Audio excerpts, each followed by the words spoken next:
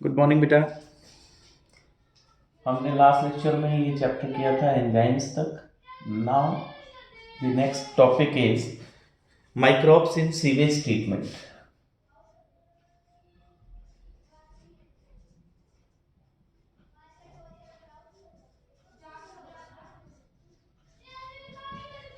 हमने last lecture में पढ़ा कि माइक्रोब्स को हम यूटिलाइज करते हैं for the food, for beverages. Now the next use of microbes in sewage treatment also. So what is sewage? Sewage means waste water which is generated every day. Waste water which is generated every day from the towns, cities, and this waste water is with human waste. Major component is human waste in this wastewater. So municipal wastewater,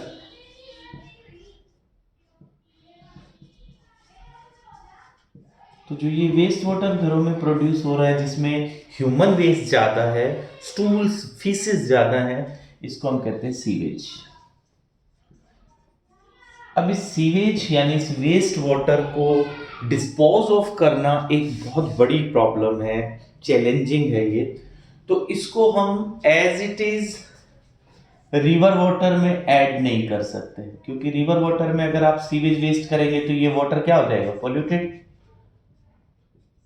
तो ये pollution नहीं हो, इसके लिए हम इस sewage water को river water में डालने से पहले इसको ट्रीट करते हैं। जो ट्रीटमेंट ऑफ सीवेज वाटर है यानी इसका जो वेस्ट है उसको हमने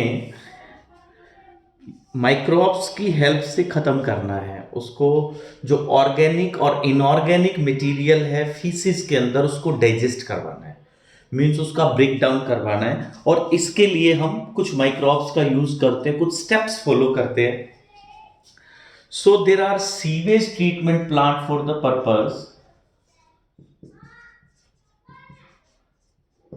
एसटीपी, सीवेज ट्रीटमेंट प्लांट्स, जहां पे हम इस वेस्ट को सीवेज वाटर में जो वेस्ट है ऑर्गेनिक और इनऑर्गेनिक इसको डाइजेस्ट करवाएंगे with the help of microbes.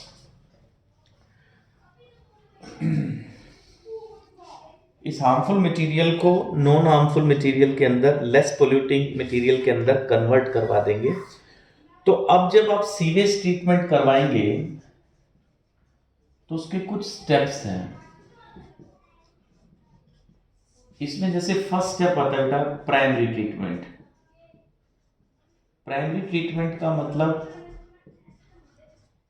कि जो वेस्ट वाटर है ऑब्वियसली उसके अंदर बहुत सारा मटेरियल ऐड है, उस वेस्ट वाटर को हम फर्स्ट ऑफ ऑल फिल्ट्रेशन करते हैं। जो वेस्ट वाटर हमें सिटीज में मिला है उसको फर्स्ट ऑफ ऑल आपने क्या करना है, फिल्ट्रेशन। फिल्ट्रेशन से क्या होगा, उसमें जो मटेरियल है जिसका साइज आपके सीविंग पोर से बड़ा है ऑब्वियसली वो सेपरेट हो जाएंगे। तो इसको सेपरेट करवाने के लिए हम लोग यूज करते हैं एक तो फिल्ट्रेशन का मेथड और एक सेडिमेंटेशन का। फिल्ट्रेशन में तो बड़े पार्टिकल्स जो हैं वो सेपरेट हो जाएंगे। सेडिमेंटेशन में क्या होगा, ग्रेविटी की वजह से जो सीवेज वेस्ट है उसमें जो बड़े पार्टिकल्स हैं वो ग्रेविटी के कारण ऐसे नीचे आ जाएंगे। जो सीवेज ट्रीटमेंट प्लांट के अंदर जब आप सेडिमेंटेशन से इस वेस्ट को सेटल डाउन करवा देंगे, now this is called as primary sludge. It's called as primary sludge. इसके बाद जो अपर वाटर है यानी सुपरनेटेंट, फिल्ट्रेशन होने के बाद सुपरनेटेंट, सुपरनेटेंट यानी जो फिल्टर, जो सेडिमेंटेशन के बाद आपके पास वाटर जो बचा है उसको अब आप बाहर निकलवाते हैं यहां से सेकेंडरी ट्रीटमेंट के लिए। तो क्या अब ये पानी साफ हो गया है, इसमें से मटेरियल निकल गया है? इसमें से जो आपको नेक्ड आई से विजिबल था वो मटेरियल तो फिल्ट्रेशन से और सेडिमेंटेशन से चला जाएगा, but the chemicals which are in dissolved state can not be separated by the either by the filtration और सेडिमेंटेशन, क्योंकि जो केमिकल्स डिसॉल्व्ड फॉर्म में हैं उनको आप सेपरेट नहीं कर सकते, और सेडिमेंटेशन से, ग्रेविटी से वो सेटल नहीं होते क्योंकि वो ट्रू सॉल्यूशन फॉर्म में होते हैं ना। 9th-10th में आपने पढ़ा होगा कि जब मटेरियल, जब सॉल्यूट का साइज स्मॉल हो तो क्या बनता है, ट्रू सॉल्यूशन, तो उसको हम फिल्ट्रेशन से सेपरेट नहीं कर सकते। तो हमने क्या किया फर्स्ट स्टेप में हमने सीवेज वाटर को फिल्टर करवाया, उसको सेडिमेंटेशन से उसमें जो वेस्ट था वो सेपरेट करवाया, नीचे जो वेस्ट सेडिमेंटेशन से इकट्ठा हुआ उसको हमने क्या कहा, primary sludge. Now this effluent is ready for this secondary treatment.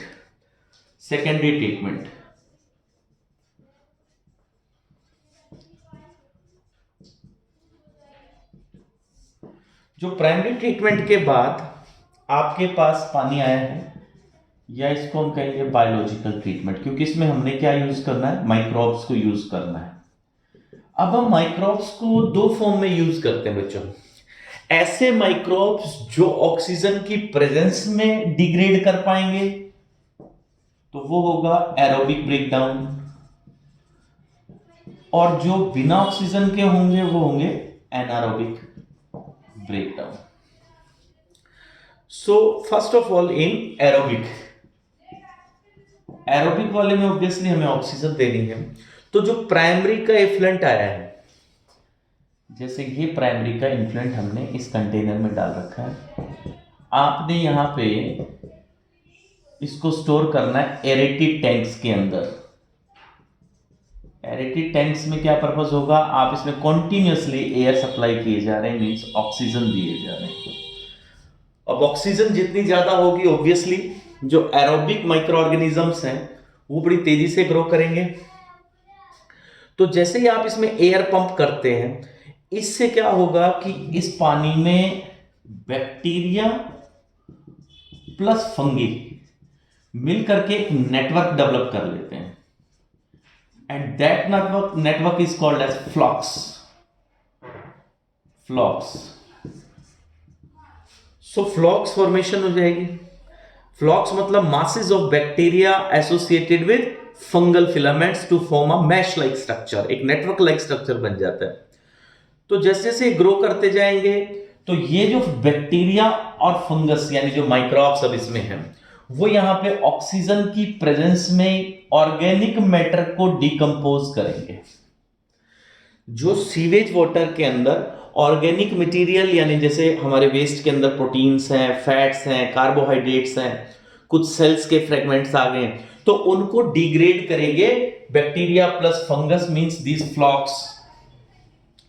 धीरे धीरे इससे क्या होगा, बीओडी लेवल कम हो जाएगा। अब ये बीओडी क्या होगा, आप बाहर से ऑक्सीजन सप्लाई कर रहे हैं, कितनी ऑक्सीजन सप्लाई करनी पड़ेगी? ऑब्वियसली अगर ऑर्गेनिक मैटर ज्यादा है, यानी इसमें वेस्ट ज्यादा है आपके वाटर में, तो आपको ऑक्सीजन सप्लाई भी ज्यादा देनी पड़ेगी। तो हमने इसको एक पैरामीटर बना रखा है, उसको हम कहते हैं बीओडी, बायोकेमिकल ऑक्सीजन डिमांड। ये क्या होता है, 1 लीटर पानी में जितना ऑर्गेनिक वेस्ट है उसको कंप्लीट डिग्रेड करवाने के लिए आपको जितनी ऑक्सीजन देनी पड़ेगी वो क्या होगी, बीओडी। मैं फिर से रिपीट कर रहा हूं, amount of oxygen required to break down the organic material in the water is called as BOD of that water, biochemical oxygen demand of that water। means इसको ऐसे समझ सकते हैं, जितना ऑर्गेनिक मैटर ज्यादा होगा आपको ऑक्सीजन ज्यादा देनी पड़ेगी, और ज्यादा ऑक्सीजन देनी पड़ेगी तो इसका मतलब बीओडी लेवल इंक्रीज करेगा। So BOD is directly proportional to organic matter. तो इस बीओडी से आप मेजर कर सकते हैं कि पानी कितना पोल्यूटेड है। पानी ये देखने में क्लीन है, इसमें कोई पार्टिकल्स नजर नहीं आ रहे क्योंकि आपने लास्ट स्टेप में पार्टिकल्स रिमूव कर दिए बाय फिल्ट्रेशन एंड सेडिमेंटेशन। और इस स्टेप में आप केमिकली ब्रेक डाउन करवा रहे हो with the help of bacteria and fungus. तो बीओडी लेवल आपको डायरेक्टली इंडिकेट करता है ऑर्गेनिक मैटर कॉन्सेंट्रेशन के लिए। तो यहां पे हमने ऑक्सीजन यूज की और एरोबिक बैक्टीरिया यूज किए, एरोबिक माइक्रो ऑर्गेनिजम्स। वो एरोबिक माइक्रो ऑर्गेनिजम्स डिग्रेड करेंगे, डिकम्पोज करेंगे, डाइजेस्ट करेंगे किसको? ऑर्गेनिक मैटर को। अब इस स्टेप के बाद नेक्स्ट स्टेप में जब हम जाएंगे, जैसे ही हमारा बीओडी लेवल कम आ गया, जैसे इस पानी का बीओडी लेवल हमारा रिड्यूस हो गया, it means most of organic material decompose हो गया है। अब हम इस पानी को अगले स्टेप में क्या करेंगे? पास कर देंगे नेक्स्ट। फिर से सेडिमेंटेशन करवाओगे आप एक बार। यहां पे नेक्स्ट स्टेप में हमने एक बार फिर सेडिमेंटेशन करवाया, तो जो बैक्टीरिया और फंगस का नेटवर्क था, जिसको क्या कहा हमने? फ्लॉक्स। तो फ्लॉक्स यहां डाउन आ जाएंगे इस जगह पे। यहां पे क्या हुआ बेटा? फ्लॉक्स, सेडिमेंट्स, वो सेटल कर जाएंगे। इसको हम कहेंगे एक्टिवेटेड स्लज।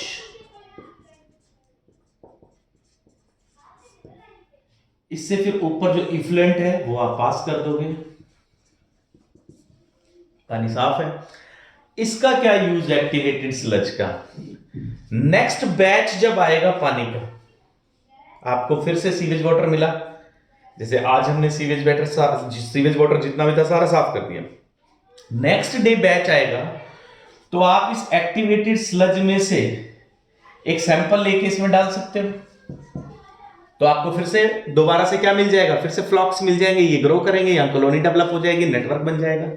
तो इस एक्टिवेटेड स्लज का यूज क्या है? इस एक्टिवेटेड स्लज का यूज ये है, ये एक्टिवेटेड स्लज मतलब क्या है? ये बैक्टीरिया प्लस फंगस, इसका एक पार्ट आप नेक्स्ट बैच में जब दोबारा सीवेज वाटर आएगा, जिसको आपने इस स्टेप में से पास करना है, बीओडी यानी ऑक्सीजन देकर के डिकम्पोज जब करवा रहे हो, तो उस टाइम इसका एक सैंपल लेके आप इसमें ऐड कर सकते हो, ताकि आपको फिर से इनकी कॉलोनी यहां मिल जाए। समझाई बात आपको? ये बहुत जरूरी है। एक्टिवेटेड स्लज के बारे में क्वेश्चन आते हैं एग्जाम में बेटा। तो एक्टिवेटेड स्लज में आप कहेंगे यहाँ पे फ्लॉक्स है। Flocs are actually bacteria plus fungus. इस स्टेप में हमने उनको सेडिमेंट करवाया, इनका एक सैंपल लेकर के हम फिर से यूज कर सकते हैं नेक्स्ट बैच के लिए। इसके बाद बेटा जब आप इस स्टेप में क्रॉस कर जाएंगे, एक्टिवेटेड स्लज बन गया, आपने उसको यूज कर लिया नेक्स्ट सैंपल के लिए जो भी, तो अब भी पानी क्लीन नहीं है, हमें अब भी इसमें कुछ मटेरियल मिल सकता है। देखो आप कितने स्टेप से ले, सबसे पहले आपने फिजिकल प्रोसेस किया, फिल्ट्रेशन किया, सेडिमेंटेशन किया, फिर आप सेकेंडरी स्टेप पे आए। सेकेंडरी स्टेप में आपने क्या किया?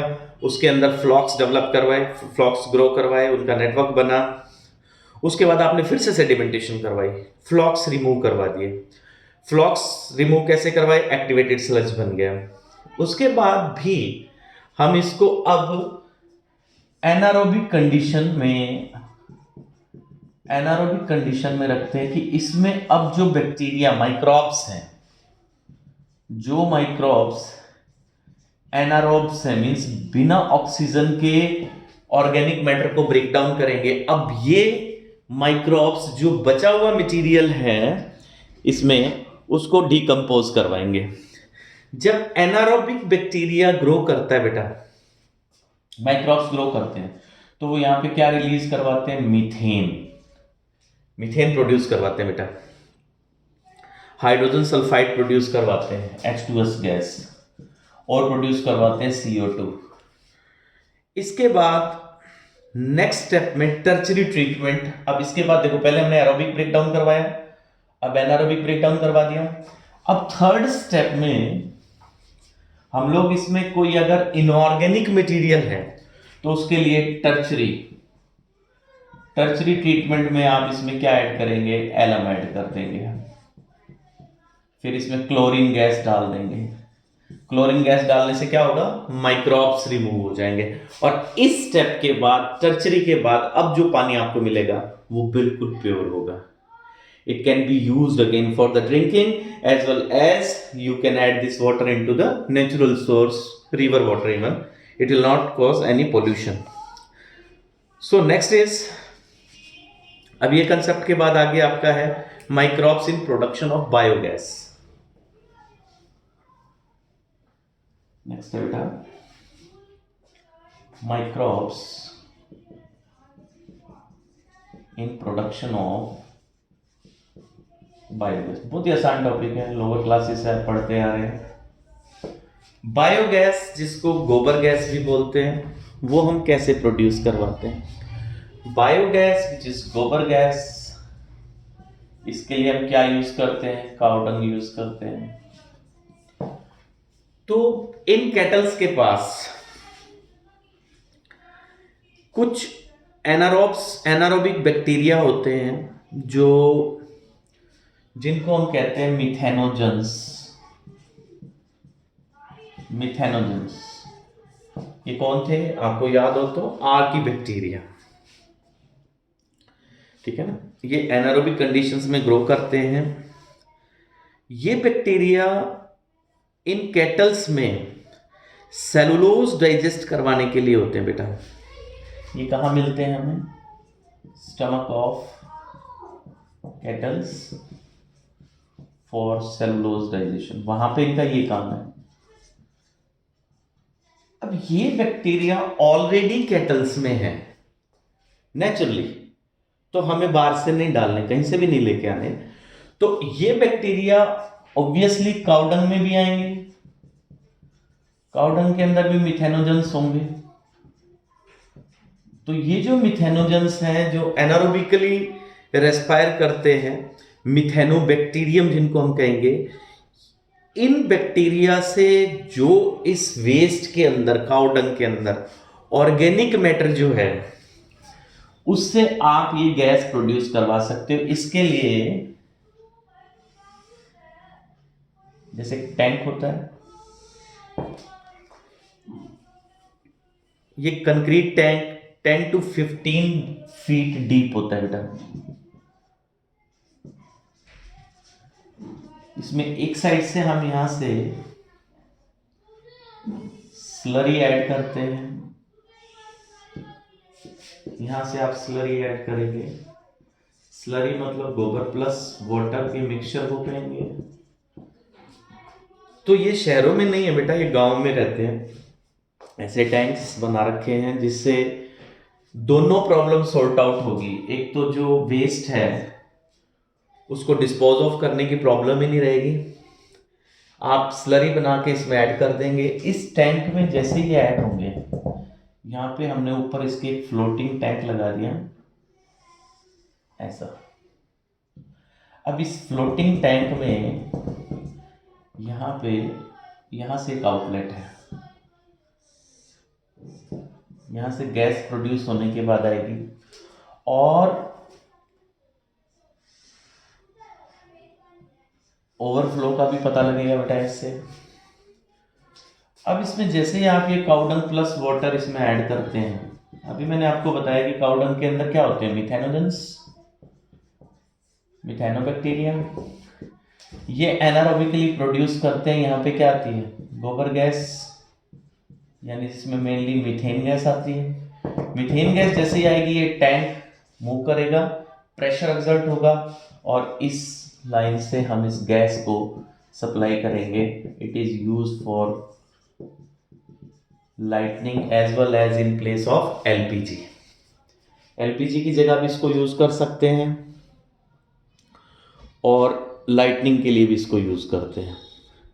मैं फिर से रिपीट करता हूँ, गोबर गैस प्लांट के अंदर स्लरी ऐड करते हैं, गोबर plus water, it's being added from this channel. धीरे धीरे जैसे ये चैनल भरता है, इसके ऊपर ये फ्लोटिंग टैंक रहता है, यहाँ पे गोबर गैस प्रोड्यूस होती है। गोबर गैस यहाँ प्रेशर से जब प्रोड्यूस हो जाएगी तो यहाँ इस पाइपलाइन के थ्रू इसको घरों में सप्लाई करेंगे and it is use for the lightning as well as in place of LPG for cooking also.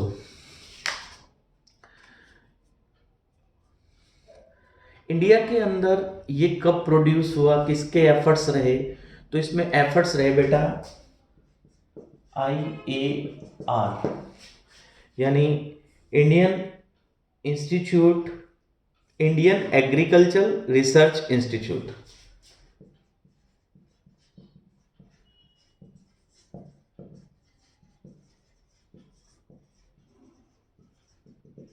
इन्होंने डेवलप करवाया और इसमें रोल रहा बेटा खाद्य एंड विलेज इंडस्ट्रीज कमीशन का। तो अब एलपीजी को रिप्लेस कर दिया हमने, गोबर इसमें यूटिलाइज हो गया, इसके डिस्पोजल की प्रॉब्लम सॉल्व होगी, एलपीजी यानी फॉसिल फ्यूल्स का यूज कम हो गया, प्लस इसमें जो बचेगा लास्ट में waste that can be used as fertiliser. क्यों? क्योंकि जो बैक्टीरिया हैं वो किस मैटर को डाइजेस्ट कर रहे हैं, ऑर्गेनिक को, तो इसमें इनऑर्गेनिक मटेरियल तो बचेगा ही, so it can be used as fertiliser. तो कई पर्पस सोल्व हो गए बेटा इससे, ठीक है। Thank you, have a nice day.